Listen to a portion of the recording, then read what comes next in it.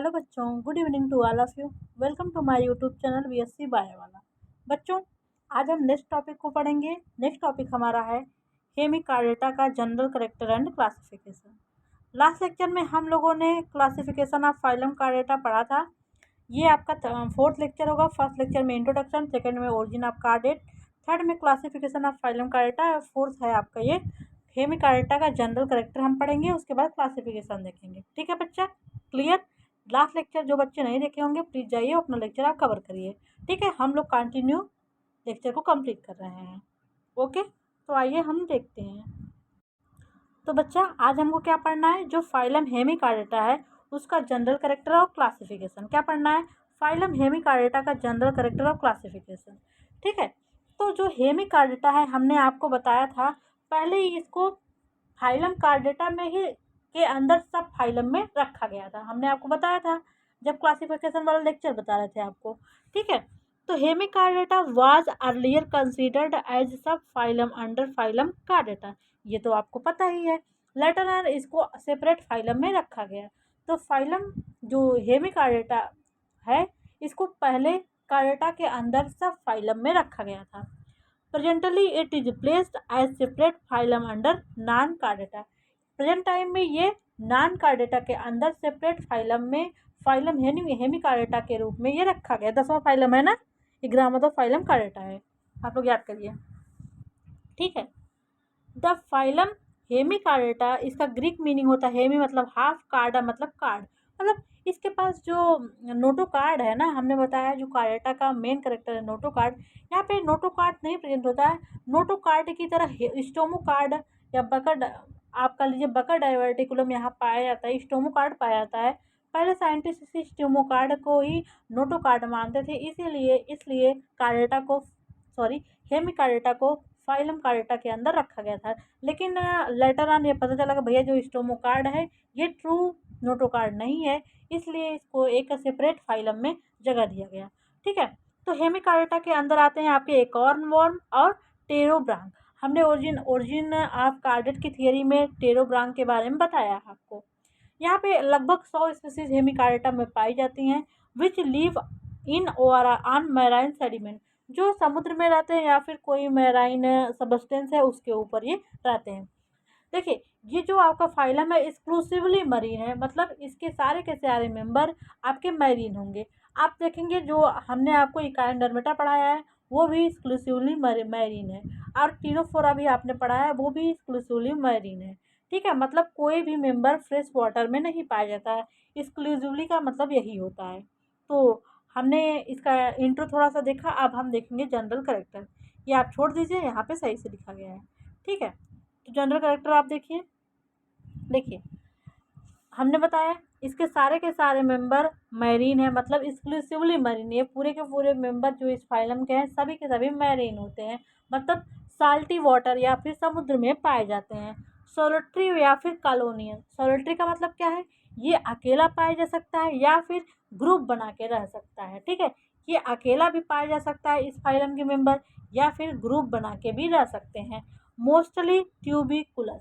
Mostly जो इस phylum के मेंबर है वो ट्यूब मतलब नदी किनारे गड्ढे बना के रहते हैं। ठीक है, तो फर्स्ट लाइन का मतलब आपको समझ में आ गया कि जो इस फाइलम के मेंबर हैं वो एक्सक्लूसिवली मैरीन है, सॉलिटरी हैं, कालो या फिर कॉलोनियल हो सकते हैं, या फिर ये ट्यूबिकुलस होते हैं। मोस्टली इसके जो मेंबर हैं वो ट्यूबिकुलस होते हैं। ठीक है, और नेक्स्ट अपना सेकंड पॉइंट देखेंगे। इनकी जो बॉडी है वो सॉफ्ट होती है। इनकी बॉडी सॉफ्ट होती है, जब आप टच वगैरह करेंगे सॉफ्ट होती है, फ्रेगाइल होती है, और वर्मी फार्म। देखने पे आपको लगेगा वर्म के जैसे, केचुआ वगैरह वर्मी फार्म वर्म होते हैं ना, उनकी तरह लगेगी इनकी बॉडी। ये वर्म है, आप देखेंगे सोचेंगे ये वर्म है, लेकिन ये क्या है? ये हेमिकार्डेटा के मेंबर होते हैं, और इनकी बॉडी अनसेगमेंटेड होती है। ठीक है, और लेटरली सिमेट्रिकल होते हैं, ट्रिप्लोब्लास्टिक।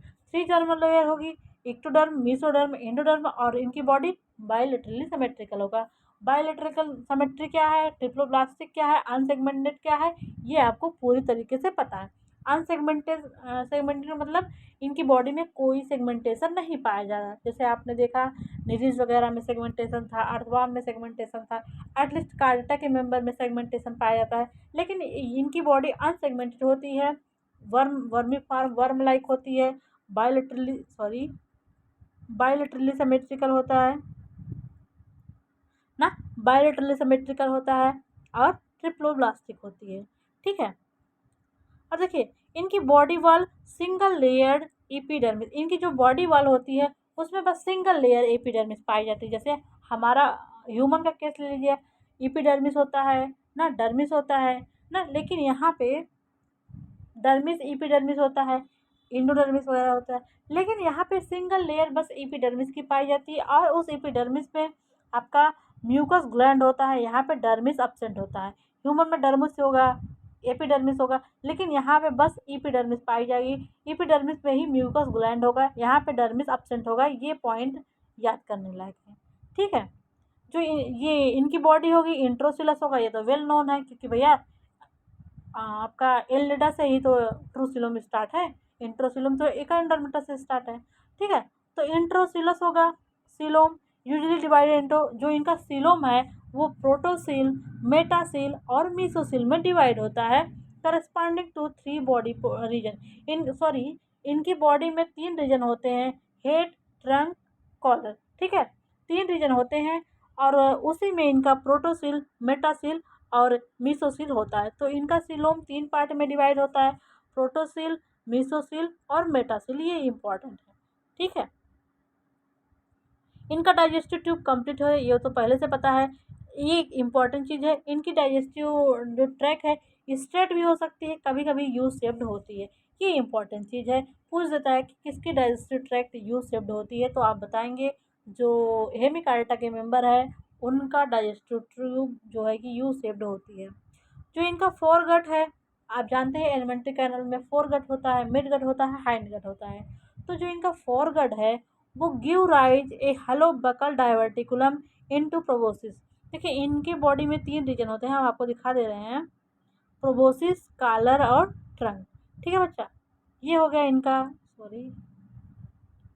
ये हुआ प्रोबोसिस ना, ये प्रोबोसिस वाला रीजन है, ये कॉलर है और ये जो रीजन है इसको बोल रहे हैं trunk.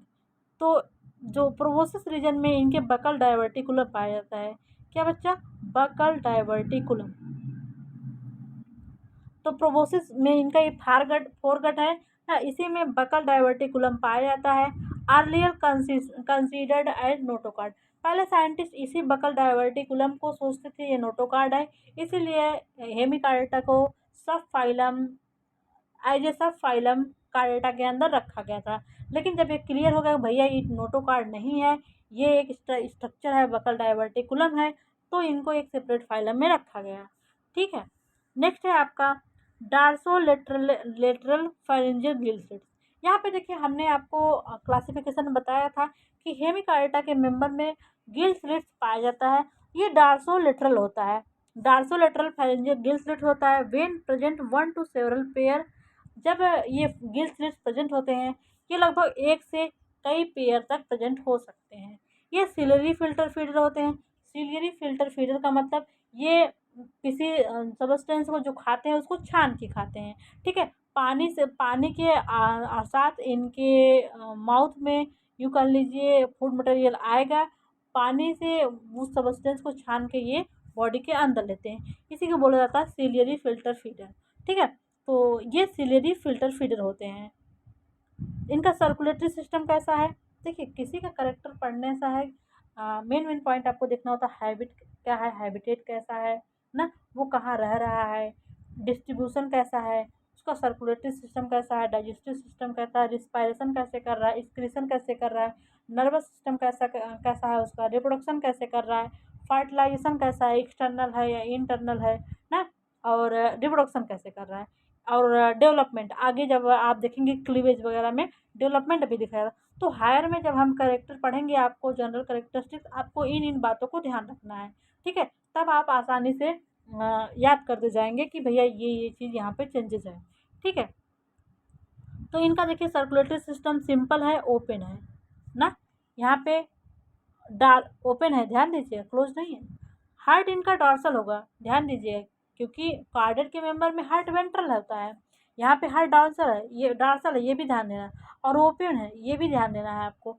And 2 longitudinal vessels, 1 dorsal and 1 ventral. यहाँ पे 2 लॉन्गिट्यूडनल वेसल्स होगी, 1 डॉर्सल एंड 1 वेंट्रल। ठीक है बच्चा। अब देखिए स्क्रीशन इसका कैसे हो रहा है। Secretion by single proboscis gland, यहाँ पे प्रोबोसिस ग्लैंड पाया जा रहा है, इसी को ग्लोमेरुलस भी कहते हैं, ये इंपॉर्टेंट है। जो स्क्रीशन होता है इनके पास एक स्पेशल स्ट्रक्चर होता है, वो भी सिंगल है, उसको बोल रहे हैं प्रोबोसिस ग्लैंड, इसी के द्वारा स्क्रीशन होता है। और ये प्रोबोसिस ग्लैंड ब्लड वेसल्स के द्वारा कनेक्ट होता है। जब प्रोबोसिस ग्लैंड में एक्सक्रीटरी मटेरियल आता है तो वो ब्लड के माध्यम से प्योरीफाई होकर शरीर के बाहर निकल जाता है। ठीक है। इनका नर्वस सिस्टम कैसा है। जो इनका नर्वस सिस्टम है ये प्रिमिटिव टाइप है, consisting mainly of a sub epineural nerve plexus. इनके पास सब इपीन्यूरल नर्व प्लेक्सस है। Dorsal collar nerve cord hollow है, जो डार्सल कॉलर में इनका नर्व कार्ड है वो हलो होता है। ठीक है। इनका रिप्रोडक्शन यहाँ पे मेनली सेक्सुअल रिप्रोडक्शन होता है, ये बात ध्यान रखना है। Sexes usually separate. अब हायर में देखेंगे आप वेजिटेटिव रिप्रोडक्शन, ए सेक्सुअल रिप्रोडक्शन नहीं पाया जाता है ना, जनरली आप सेक्सुअल रिप्रोडक्शन ही पाया जाएगा हायर में। ठीक है। और गोनाइड यहाँ पे 1 to सेवरल पेयर होते हैं, ये ध्यान रखना है। इनका रिप्रोडक्शन कैसा है, सेक्सुअल रिप्रोडक्शन होता है, और सेक्स से क्या है, सेपरेट है। गोनाइड क्या है, मतलब सेपरेट का मतलब मेल अलग होगा, फीमेल अलग होगा। ठीक है। मेल फीमेल अलग होंगे। ठीक है। और इनका जो गोनाइड्स हैं वो 1 to सेवरल पेयर होंगे। ठीक है। जो फर्टिलाइजेशन है एक्सटर्नल है, मतलब सी वाटर में फर्टिलाइजेशन होगा, बॉडी के बाहर पानी में इनका फर्टिलाइजेशन होगा। ओके, ये हो गया आपका फर्टिलाइजेशन। ठीक है। ये एक ऑर्गेनिज्म हमने आपके लिए लाया था। ठीक है। डेवलपमेंट इनका देखिए, डायरेक्ट भी हो सकता है, इनडायरेक्ट। डायरेक्ट का मतलब कोई लार्वल फॉर्म नहीं होगा, इनडायरेक्ट का मतलब लार्वल फॉर्म होंगे with A free swimming tornaria larva. कुछ मेंबर में यहाँ पे डेवलपमेंट डायरेक्ट होता है, लेकिन कुछ मेंबर में डेवलपमेंट इनडायरेक्ट होता है। जो आपका बेलेनोग्लासेस है उसमें डेवलपमेंट इनडायरेक्ट होता है, और यहाँ पे फ्री स्विमिंग मतलब किसी सरफेस से अटैच न रहने वाला फ्री स्विमिंग टॉर्नेरिया लार्वा यहाँ पे पाया जाता है, ये इंपॉर्टेंट टॉर्नेरिया लार्वा। ठीक है। नोटोकार्ड कैसा है। Notochord of these animal is not homologous to notochord of other chordates. देखिए यहाँ पर जो नोटोकार्ड पाया जा रहा है वो जो कार्डेड के मेंबर है उनके नोटोकार्ड के जैसा होमोलॉगस नहीं है, इसलिए इसको बोलते हैं स्टोमोकार्ड। ये टू नोटोकार्ड नहीं है। ठीक है। Hemichordata has recently been given the status of a separate phylum under invertebrate by Hyman. Hyman नामक साइंटिस्ट ने 1959 में हेमिकार्डेटा को सेपरेट फाइलम में रखा। अब इसके एग्जाम्पल क्या हैं, बेलेनोग्लासस, साइकोग्लासस, इसी को एकार्न वर्म या फिर टंग वर्म करते हैं, इसी को आपको पढ़ना है। और सॉरी, आपको बेलेनोग्लासस पढ़ना है, और सिफेलोडिस्कस। ये आपके 3 एग्जाम्पल आपको याद कर रखना है, बेलेनोग्लासस, साइकोग्लासस और सिफेलोडिस्कस। ठीक है। ये हो गया आपका क्लासिफिकेशन, सॉरी ये हो गया आपका जनरल करेक्टर।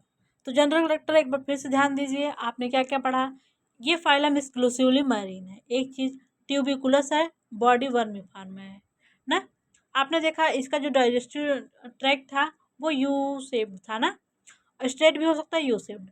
और जो इनके पास nerve cord, sorry notochord था, वो क्या था, उसको स्टोमो कार्ड बोलते हैं, वो ट्रू नहीं था। ठीक है। बकल डाइवर्टिकुलम यहाँ पाया जाता है। जो इनका ब्लड वेस्कुलर सिस्टम है ओपन टाइप है ना, डार्सल ब्लड वेसल्स हैं। हार्ट इनका क्या है, सॉरी हार्ट क्या है, इनका डॉर्सल है। और एक्सक्रीशन कैसे हो रहा है, और सर्कुलेशन कैसे हो रहा है, डाइजेशन कैसे हो रहा है, ये सब हमने आपको बताया है। डेवलपमेंट इनका इनडायरेक्ट है, टॉर्नेरिया लार्वा है ना। और ये पहले सेपरेट फाइलम, सॉरी पहले ये सब फाइलम में रखे गए थे, अब ये सेपरेट फाइलम में रखे गए हैं। ठीक है। तो ये हो गया आपका जनरल करेक्टर। अब हम देखें क्लासिफिकेशन। देखिए एक हाइमन नामक साइंटिस्ट है जिन्होंने 1959 में इनका क्लासिफिकेशन किया। इन्होंने हेमिकार्डेटा को एक फाइलम में रखा और इनको 3 क्लास में डिवाइड किया। पहला क्लास है इंटेरोपिनस्टा, नेक्स्ट है टेरोब्रांकिया, और थर्ड है प्लैंको स्पिरोइडिया। तो 3 क्लास में हाइमन ने हेमिकार्टा को डिवाइड किया है, इंटेरोपिनिस्टा, टेरोब्रांकिया, प्लैंको स्पिरोइडिया। कितने क्लास में? 3 क्लास में, इंटेरोपिनिस्टा, टेरोब्रांकिया, प्लैंको स्पिरोइडिया। ठीक है, जो टेरोब्रांकिया है फर्दर इसको 2 ऑर्डर में डिवाइड किया गया, रैप्डोप्लूरिडा और सिफेलोडिस्टिडिया। ठीक है, तो हाइमन नामक साइंटिस्ट ने फाइलम हेमिकार्टा को 3 क्लास में बांटा था, इंटेरोपिनिस्टा, टेरोब्रांकिया, प्लैंकोस्पिरोइडिया। और जो टेरोब्रांकिया है इनको 2 ऑर्डर में बांटा, रैप्डोप्लूरिडा और सिफेलोडिस्टिडिया। ठीक है, एक अदर हम क्लासिफिकेशन देखेंगे जिसमें यहाँ पे फाइलम हेमिकार्टा है इनको 3 क्लास में बांटा गया, क्लास इंटेरोपोनिस्टा 4 क्लास में बांटा गया, सेकेंड क्लास है टेरोब्रांकिया, थर्ड क्लास है प्लैंक्टोस्पिरोइडिया और फोर्थ क्लास है ग्रेप्टोलिटा। ठीक है, तो 4 क्लास में बांटा गया था जनरल क्लासिफिकेशन। जो पहला आपका इंटेरोपोनिस्टा है, इनमें इसका एग्जांपल है ब्लैनोग्लासस, साइकोग्लासस, प्रोटोग्लासस और टाइकोडरा